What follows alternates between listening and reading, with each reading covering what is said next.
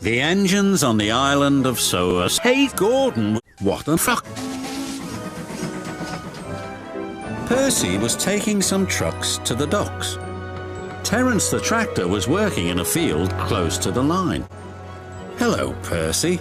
Nice day for it, isn't it? Percy was confused. Nice day for what? It, isn't it? What the fuck, Terence? Said Percy.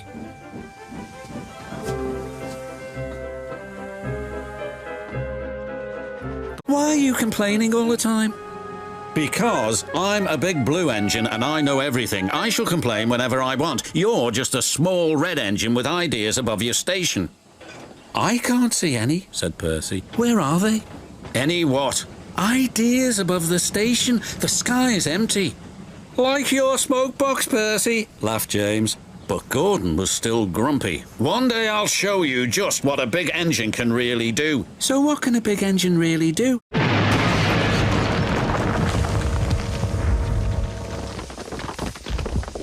I am stupid. And he puffed away.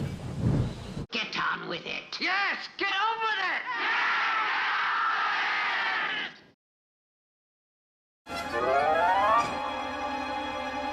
The chain pulling Duncan's trucks couldn't hold the weight. It suddenly snapped. He yelled.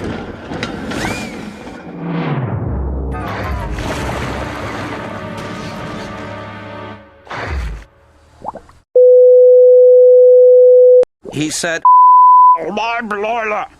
Duncan felt and very. When the Fat Controller arrived, he spoke severely to Duncan.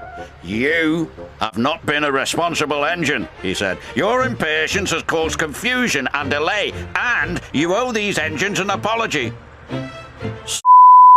Duncan said to Rusty, Rheneas and Skarloey. "Once you have been repaired," the Fat Controller said, "you will work the incline until you learn to be patient and careful," said Duncan.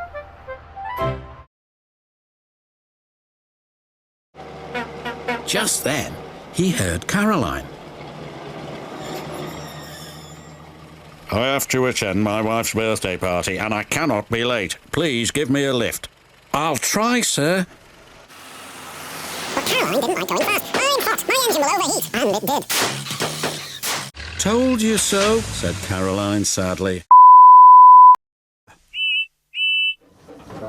Then he heard a loud whistle. It was George the steamroller. George was cross when he saw Caroline.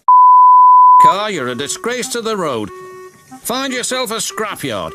Caroline spluttered in fury. George's driver was more polite. "And sir, only if you can get me to my wife's birthday party," sighed the Fat Controller. "We can take you to Thomas," replied the driver. "He's just down the line." "Much obliged." And they rumbled away. "What about me?" wailed Caroline. "That's all I can do."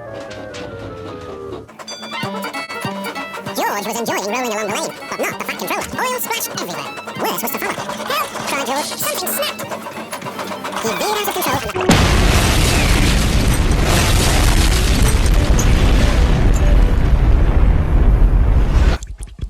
Bother! Thomas had never seen the Fat Controller in such a mess. "You, sir?" asked Thomas's driver. "Yes, please.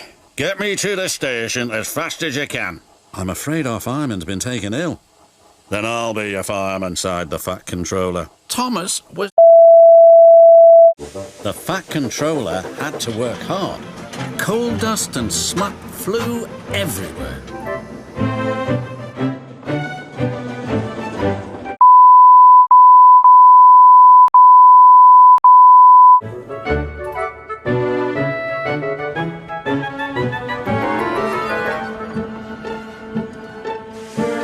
The Fat Controller looked at the clock. He gasped. He hurriedly picked up a huge bunch of flowers. Called Thomas. "I'm here to collect the Queen of Soulworth," announced James. "There she is," said the yard manager. James was furious. "That old tub!"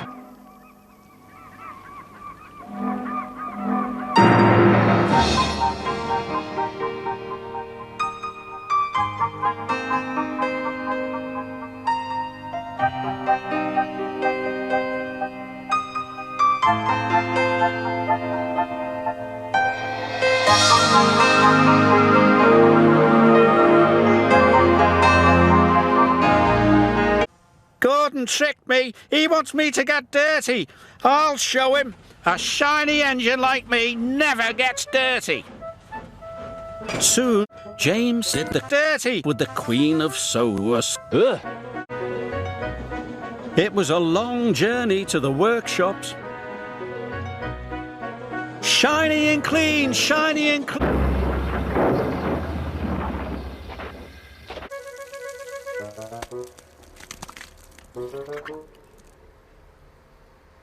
Shiny and clean, shiny and clean.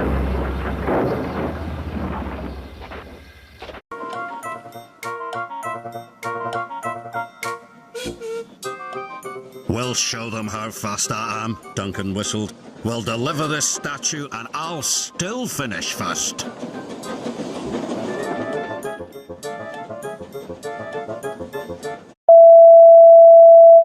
Duncan started to... Soon Duncan was going as fast as his wheels could carry him. His driver was starting to...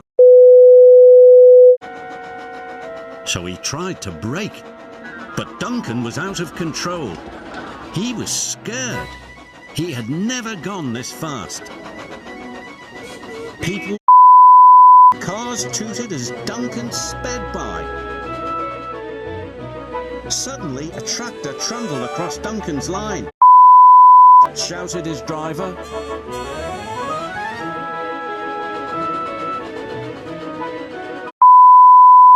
Whistled Rusty. Duncan cried as he shot past. Elephant Park loomed ahead. Duncan's driver applied the brakes,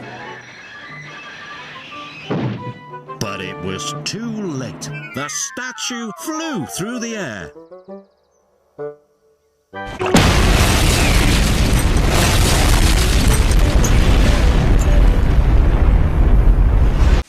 Luckily, nobody was hurt. In no time, the Fat Controller arrived. He was cross. He said sternly. "I'm sorry, sir," mumbled Duncan. He felt very embarrassed.